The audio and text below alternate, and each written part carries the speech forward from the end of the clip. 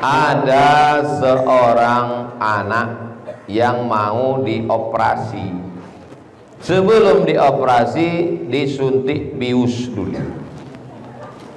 Ketika dia mau disuntik bius, dia bilang sama dokternya, "Pak dokter, kau suntik aku setelah aku membaca Al-Quran." Lalu dokternya pun ikut, disiapkannya jarum suntik. Sebelum ditusuknya ke kulit itu, anak itu pun baca, "A'udzu billahi minasy syaithanir rajim. Bismillahirrahmanirrahim.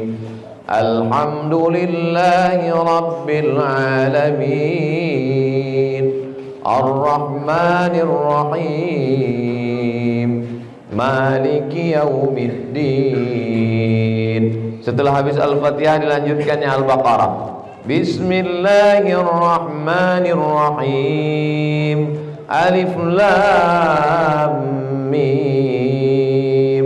Dzalikal kitabu la raiba fihi hudan lil muttaqin. Terus dia baca Al-Quran itu sampai dia sadar. Cerita ini dikisahkan oleh Syekh Hasan dari Mesir. Apa pelajaran dari sini? Bahwa bius pada jarum suntik hanya bisa menghilangkan kesadaran mata.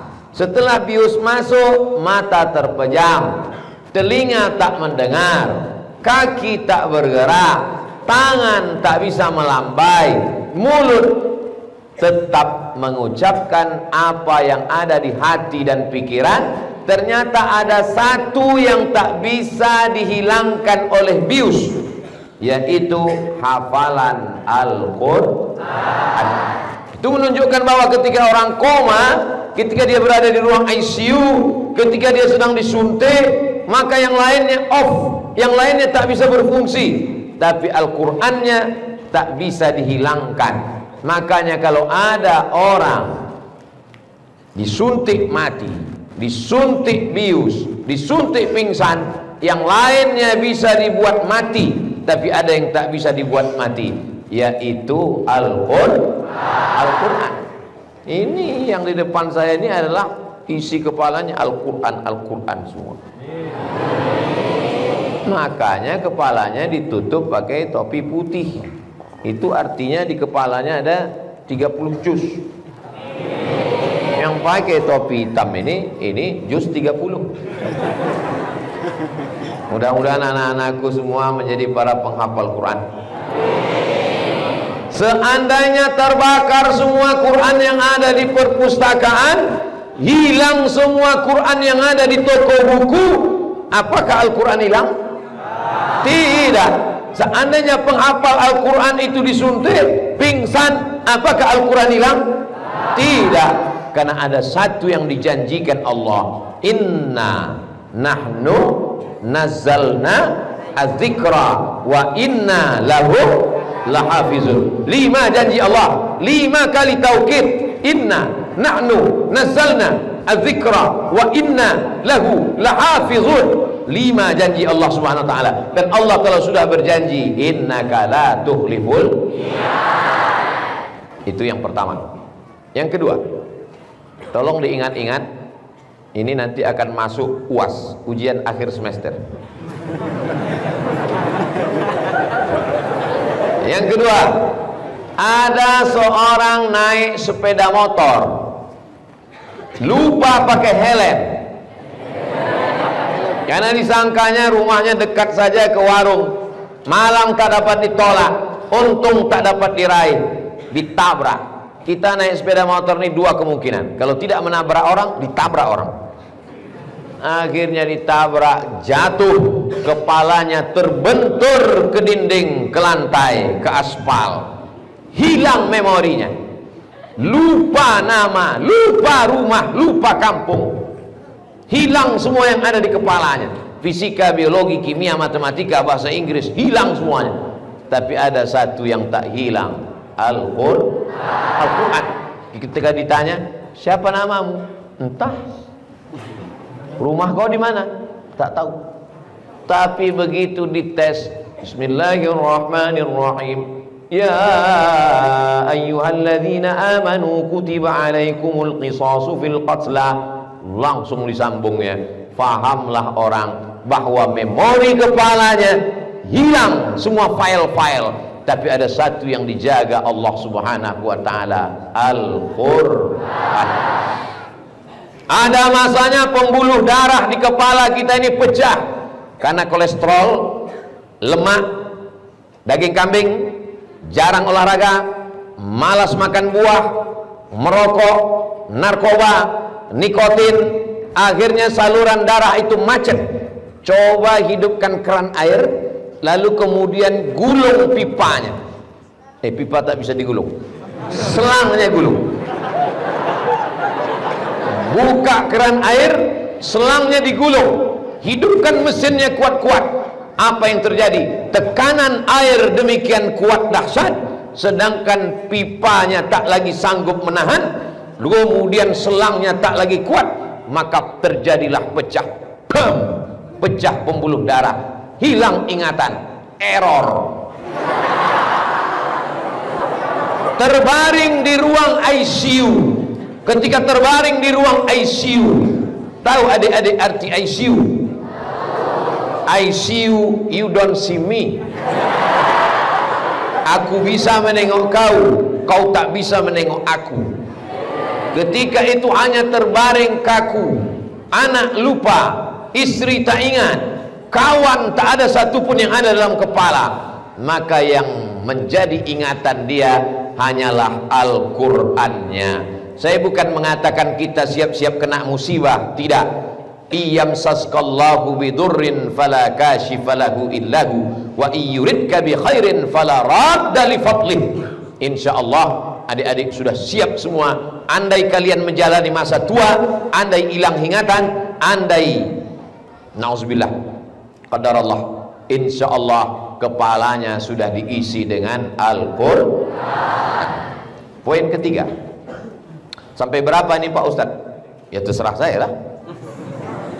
Poin yang ketiga, ada seorang jamaah di Jakarta, dipanggillah keluarganya oleh dokter spesialis.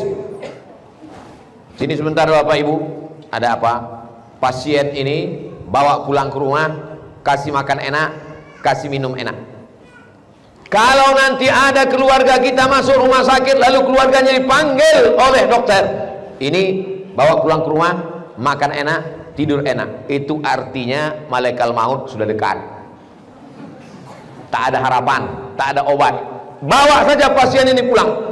Ketika pasien ini sudah mau dibawa pulang dalam keadaan koma, belum titik lagi, masih koma. Ketika mau dibawa pulang ke rumah, tiba-tiba dia terbangun dan duduk di atas tempat tidurnya. Heran semua dokter.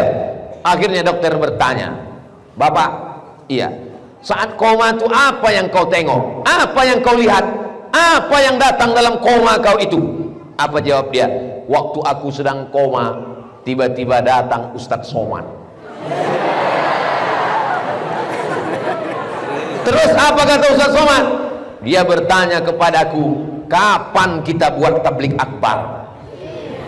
Akhirnya dia sadar, dia sehat, dia pulang ke rumah, dan dia buatlah tablik akbar halal bihalal di tepi Danau Maninjau di bumi Minangkabau, Sumatera Barat. Saya pun datang. Sampai di lokasi diceritakan kepada saya bahwa ketua panitia ini sudah koma di rumah sakit, divonis dokter sudah tak akan mungkin hidup lagi. Ternyata Ustadz datang dalam mimpinya. Saya tanya, laki-laki apa perempuan? Laki-laki Pak Ustadz. Bapak-bapak sudah tua. Saya pun datang. Saya tanya si bapak, betul bapak melihat saya waktu koma itu? Betul Pak Ustadz. Kenapa bapak bisa jumpa saya? Aku pun tak tahu. Saya orangnya suka penasaran. Saya tanya, bapak selalu mendengar ceramah saya? Selalu Pak Ustadz, sampai habis paket. Kalau pagi aku di rumah, ku dengar ceramah Ustadz. Kalau aku berangkat ke kantor, di mobil, ku dengar MP3 Ustaz. Sampai aku di kantor tempat kerja, selesai kerja, ku tonton YouTube Ustaz. Baru saya paham apa yang sering kita lihat, apa yang sering kita dengar, apa yang sering kita tonton, apa yang sering kita pikirkan, apa yang sering dalam hati kita, itulah yang akan datang kepada kita waktu koma, bukan komat. Ternyata ketika dia sedang koma, yang nampaknya Abdul Somad, karena dia sering mendengar ceramah Abdul Somad. Tapi anak-anakku ini, na'udzubillah, andai terjadi pada mereka, maka yang datang kepada mereka adalah hafalan Al-Qur'an. Kenapa? Karena pagi, petang, siang, dan malam yang mereka baca Al-Quran, yang mereka ulang Al-Quran, yang mereka hafal Al-Quran. Mereka yang hafal Al-Quran satu hari mengulang hafalan 2 juz, 1 bulan hatam 2 kali, 1 tahun 24 kali. Maka yang ada di matanya, di telinganya, di hatinya adalah Al-Quran. Beruntung Bapak Ibu yang sudah memasukkan anaknya ke pesantren Al-Muslimun. Bagi yang belum, daftarkan segera sebelum pendaftaran penutup berikut ini.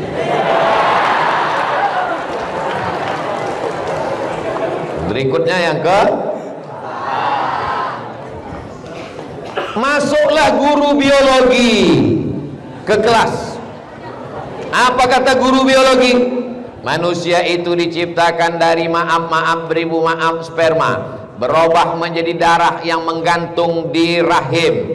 Setelah dari darah menggumpal menjadi daging, lalu kemudian daging itu berubah menjadi tulang, lalu kemudian tulang-tulang itu pun berubah menjadi manusia yang sempurna. Akhirnya manusia itu lahir merangkak, setelah merangkak berdiri, setelah berdiri berlari, setelah itu kemudian sekolah S1, S2, S3, lalu kemudian dia menjadi makhluk yang sempurna utuh.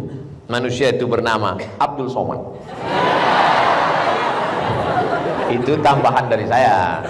Guru biologi itu tak ada bercakap begitu. Ternyata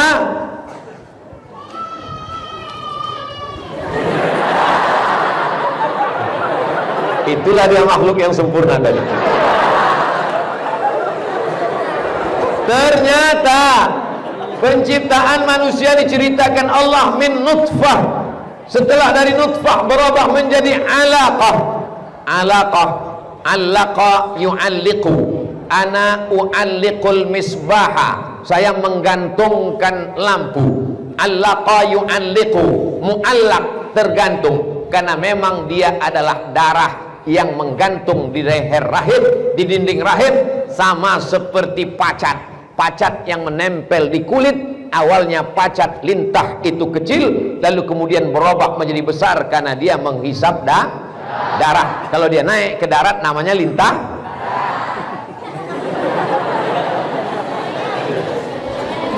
Lalu kemudian dari setetes berubah menjadi segumpal darah. Darah tadi kemudian membeku menjadi mudghah. Setelah mudghah berubah menjadi izam. Fakasaunal izama lahma. Lalu kami robah tulang itu dibalut menjadi daging membalut tulang. Summa ansa'nahu khalqan akhar. Kami ciptakan manusia dalam bentuk yang lain, bukan darah, bukan daging, bukan tulang, bukan bulu, bukan kuku, bukan sumsum, tapi menjadi makhluk yang sempurna. Fatabarakallahu ahsanul khaliqin. Ternyata yang diceritakan guru biologi tadi ada dalam kitab suci Al-Qur'an. Mana yang lebih dulu, biologi apa Quran? Datanglah SPOG. SPOG itu Special Objin. Objin itu apa Pak Ustadz? Bukan orang kekenyangan. Maaf, beribu maaf. Spesialis kandungan, spesialis objin, seminar. Salah satu narasumbernya datang dari Amerika, tak Islam.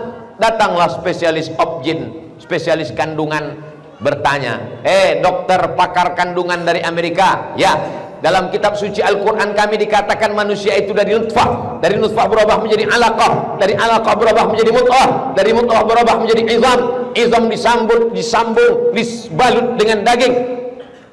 Kira-kira dari mana Nabi kami ini bisa tahu tentang proses kejadian manusia, padahal dia tak pernah terdaftar di Fakultas Kedokteran Universitas Islam Indonesia Yogyakarta?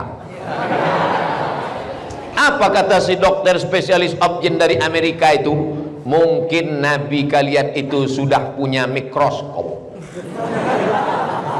Tak tahu dia jawabannya. Tapi bagi kita yang beriman itu mudah saja. Dari mana dia tahu? Wa ma yantiqu 'anil hawa in huwa illa wahyun yuha. Siapa yang mengajarkan dia? Allamahu syadidul quwa dzu mirratin fastawa wa huwa bil ufuqil a'la thumma dana fatadalla. Begitulah Allah mau menunjukkannya. Tapi kalau Abdul Somad yang bercerita tentang proses manusia dalam kandungan ini, orang tak percaya. Kalau Abdul Somad yang ceramah tentang penciptaan manusia dalam kandungan, apa kata jemaah? Entah iya entah tidak. Tapi kalau yang bercerita itu adalah dokter spesialis, tapi juga dia hafal Quran, santriwati alumni dari Al-Muslimun, kira-kira masyarakat percaya apa tak percaya? Percaya. Jilbabnya panjang, wajahnya bercahaya bekas air wudhu, masuk dia ke ruang rumah sakit, SPOG, spesialis kandungan. Datang dia, begitu masuk dia di ruangan, di dalam itu semuanya perempuan hamil. Bahasa Jepangnya kukira kura-kura. Mohon maaf, yang itu jangan kelingan. Nanti sebelum di-upload ke YouTube, tolong yang itu dibuang ya. Perempuan yang hamil itu muntah-muntah. Perempuan yang hamil itu emosinya tidak stabil. Perempuan yang hamil itu stres, melihat segala sesuatu yang harum-harum, diciumnya bau busuk. Lakinya mau muntah dia nih. Padahal dulu sebelum nikah, kola bulan, kola bintang, begitu tengok, bang pergilah mau muntah aku nengok kau. Maka datanglah dokter spesialis alumni dari Al-Muslimun, begitu masuk ke dalam membawa jarum suntik. Ibu-ibu hamil, apa kabar? Kalian adalah ibu-ibu harapan dunia akhirat. Yang kalian kandung ini adalah calon presiden. Yang kalian kandung ini adalah calon menteri. Yang kalian hamilkan ini adalah calon ulama. Akhirnya dibacakannya ayat Bismillahirrahmanirrahim Yasin wal Qur'anil Hakim la tuqra'u fi amrin asirin. Setiap kali Yasin dibacakan pada perkara yang sulit, illa yassarahullah. Begitu selesai fa subhanalladzi biyadihi malakutu kulli syai'in wa ilaihi turja'un, anak pun lahir semua yang 9-10 hari. Tiba-tiba ada satu anak yang tak lahir-lahir. Sudah dibacakan Yasin 2 kali tak juga lahir. Akhirnya dibacakannya ayat idza zulzilatil ardu zilzalaha wa akhrajatil ardu asqalaha. Keluar. Siapa nama anaknya? Zilzal.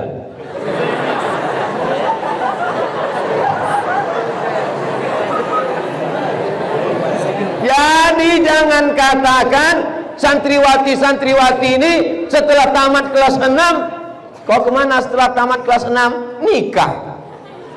Setelah tamat kelas 6 kalian akan masuk fakultas kedokteran. Amin. Setelah tamat kelas 6 kalian akan masuk fakultas ekonomi. Amin. Kalian adalah harapan masa depan. Ini perempuan-perempuan ini yang akan melahirkan pemimpin-pemimpin masa depan, insya Allah.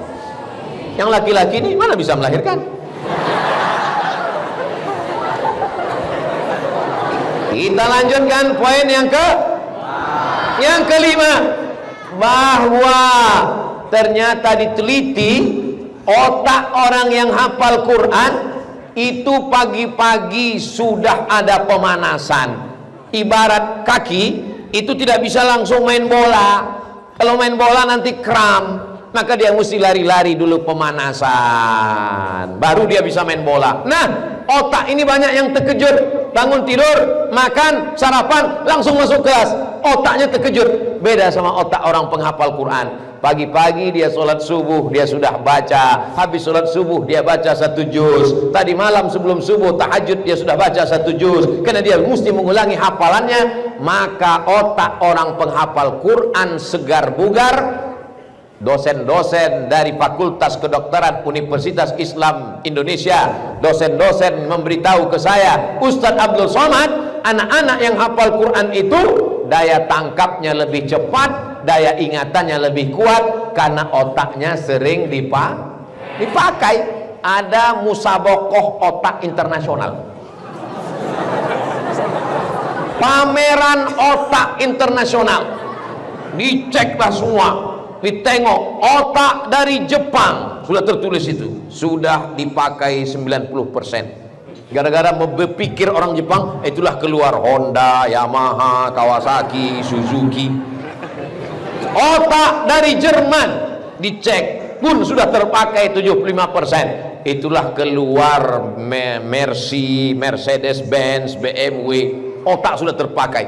Datanglah otak dari negeri antah berantah, dijual otak masih utuh 100%, dijamin belum pernah dipakai.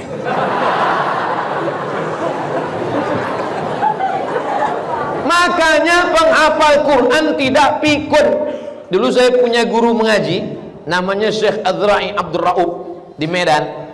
Dia ikut ke Makkah 4 kali jadi juri musabaqah tilawatil Quran. 15 tahun dia di Makkah menjadi guru, pulang ke Medan. Habis itu dia diundang 4 kali musabaqah. Kami datang ke rumahnya di tepi Sungai Deli mengaji. Waktu itu umurnya sekitar 75, hampir 80. Dia duduk aja. Kami datang ngaji baca Quran. Dia tak ada nengok Quran, dia tak ada megang Quran, dia macam tu tidur. Tapi kalau salah kami baca, salah itu. Tidak pikun. Orang sekarang baru 40-50 udah pikun. Di SMS-nya bini orang. Pikun dia. Maka kalian yang laki-laki kalau mau dapat bini tak pikun, itulah orangnya. Dan kalian yang perempuan kalau mau laki tak pikun, inilah orangnya. Tapi sekarang jangan dulu. Sekarang kalian urus saja dulu, iza zulzilatil ardu zilzalah. Makanya yang laki-laki ini dibuat di depan, yang perempuan dibuat di belakang. Supaya apa? Supaya yang laki-laki tak menengok perempuan, dan perempuan pun menengok laki-laki tak nampak mukanya, hanya tengkuknya aja. Sampai masanya nanti kalian akan berhasil. Yang laki-laki ini pula pergi ke Yaman, Tarim, Hadramaut, Darul Mustafa, amin. Ada pula yang ini berangkat ke Darul Hadis Al Hasaniyah Maroko, amin. Yang ini pula ke Al Azhar Kairo, amin. Yang ini pula ke Ummul Qura Makkah, amin. Yang ini pula tak kuliah menanam sawit. Apalah kerja kau sekarang? Aku tak kuliah Pak Ustaz. Terus aku nanam sawit Pak Ustaz. Kenapa tak kuliah? Tak menangkap lagi otakku Pak Ustaz. Banyak sawit kau tanam? Ya tak banyak kali, kira-kira cukuplah untuk 7 keturunan. Ternyata anak-anak yang lain kuliah di Yaman, kuliah di Mesir, kuliah di Maroko tuh dia yang menanggung ongkos tiket pesawat. Pas ku bilang dia kaya, baru kalian senyum. Jangan sepelekan orang. Ada yang menolong agama ini dengan hafalannya, ada yang menolong agama ini dengan jabatannya, tapi ada yang menolong agama ini dengan kelapa sawitnya. Betul? Semangat kali kalian ah. Berapa poin berikutnya? Poin yang ke-6. Kita tak tahu nasib orang ke depan. Boleh jadi hari ini dia biasa-biasa saja, tapi 20 tahun akan datang dia akan menjadi orang yang luar biasa. Saya dulu di pesantren Darul Arafah Medan. Senior saya di atas tuh ada pemain bola hebat. Waktu itu Maradona kalah sama dia. Berangkat dia ke Mesir, pulang dari Mesir, berdakwah, berceramah, mengurus ikatan alumni Timur Tengah, ikut dia menjadi senator. 5 juta penduduk, Aceh ini cuma 4 orang yang dipilih orang Aceh untuk dikirim menjadi senator ke Senayan, Jakarta. 5 juta orang, cuma 4 yang terpilih. Salah satu yang terpilih itu adalah Tengku Haji Padil Rahmi LC. Nah, ini orangnya, berdiri dulu Tengku.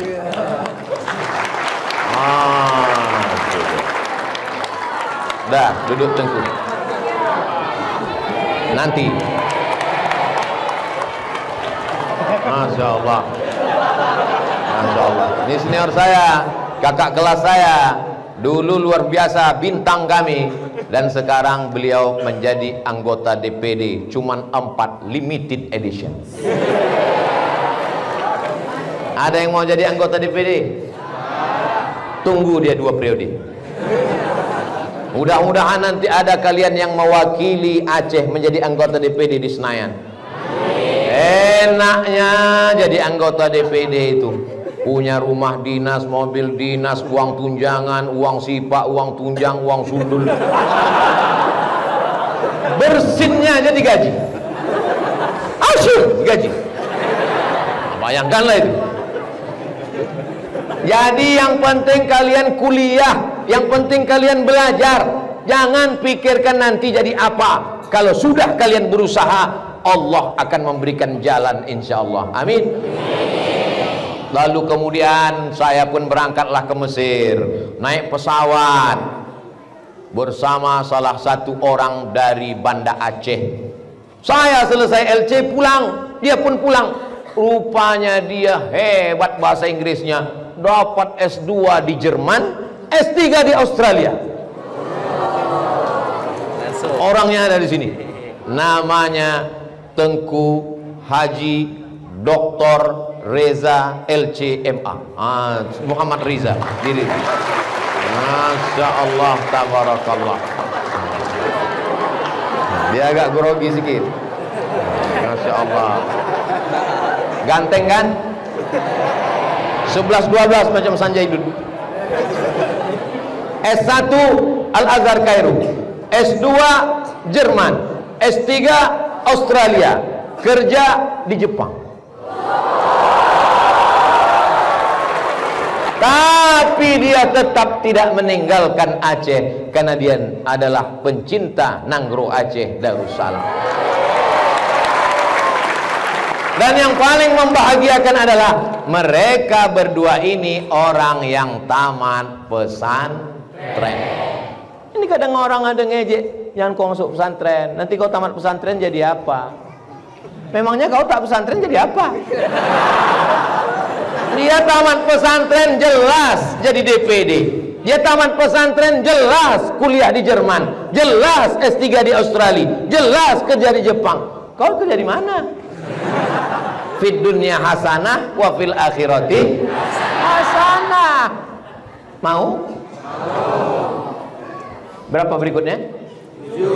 Yang ke-7 adalah tak ada maknanya ijazah kalian, ilmu kalian kalau tidak memiliki akhlakul. Kira-kira kenapalah anggota DPD yang terhormat nih masih mau berkawan sama saya? Kenapalah orang yang kuliah di Jerman, di Australia, di Jepang nih masih mau berkawan? Karena saya tak pernah menyakiti hati mereka. Andai dulu saya sombong, angkuh, mau mereka berkawan sama saya sekarang? Mana mau. Galah patah boleh disambung, kaca retak boleh direkat, hati yang sakit kemana obat akan dicari.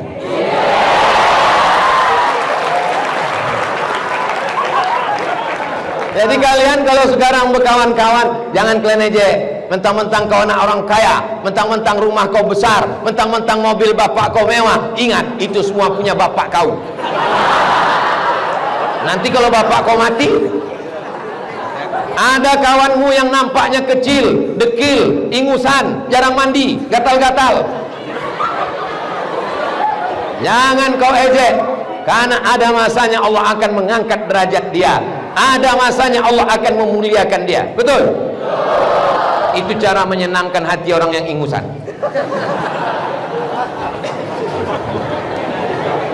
Itulah 7 poin yang disampaikan Ustadz Abdul Somad. Nanti keluar ujian. apa saja 7 poin yang disampaikan Abdul Somad waktu singgah ke pesantren Al-Muslimun? Nanti bagi yang mencatat, alhamdulillah. Yang tak mencatat, tak masalah, karena ada rekamannya, akan diupload ke channel Ustadz Abdul Somad Official. Jangan lupa subscribe, like, and share.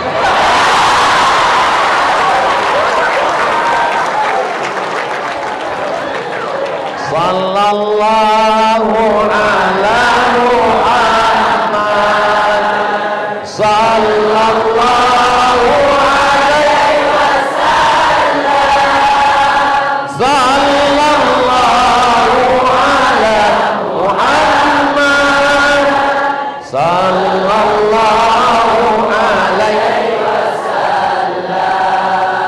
Ya Nabi salam, ya Rasul salam alaika, ya Habibi salam alaika, salawatullah alaika. Kalian di pesantren Al-Muslimun ini karena emak ayah kalian sayang atau karena benci? Kenapa muka kalian macam sedih kali? Karena sayang mereka lah maka diletakkannya kalian di Muslimun ini. Jadi jangan nanti kalian bangun tengah malam jam 2 pergi ke tanah lapang, oh nasibku. Kalau dia tak sayang, dibelikannya kalian motor, akhirnya kalian ngebut sana ngebut sini, ngebut sana ngebut sini, knalpotnya disunat. Dikasihnya kalian duit, dikasihnya kalian handphone, kalian kemana-mana pergi.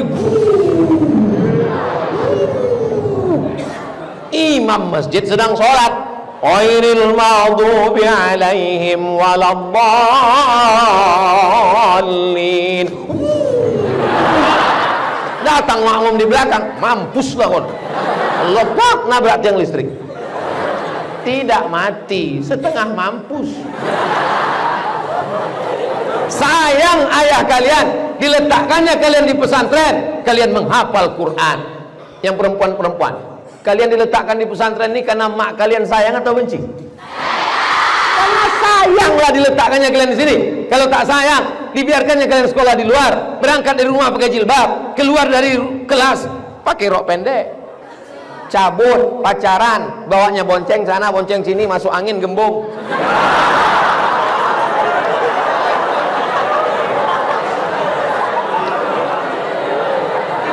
Perempuan pacaran sama laki-laki, yang rugi laki-laki apa perempuan? Yang muntah-muntah laki-laki apa perempuan? Yang mengandung malu ditengok orang laki-laki apa perempuan? Yang melahirkan anak meregang nyawa laki-laki apa perempuan? Masih mau juga kalian pacaran? Tahan kalian jomblo. Allahu Akbar. Itulah yang dapat disampaikan oleh Al-Fakir Abdul Somad. Mudah-mudahan kita selalu dalam ridha Allah. Ala hadhihi niyah Al-Fatihah. A'udzu billahi minasy syaithanir rajim. Bismillahirrahmanirrahim. Alhamdulillahi rabbil alamin. Ar-Rahmanir-Rahim. Maliki yaumiddin. Iyyaka na'budu wa iyyaka nasta'in. Ihdinas siratal mustaqim. Siratal ladzina an'amta 'alaihim ghairil maghdubi 'alaihim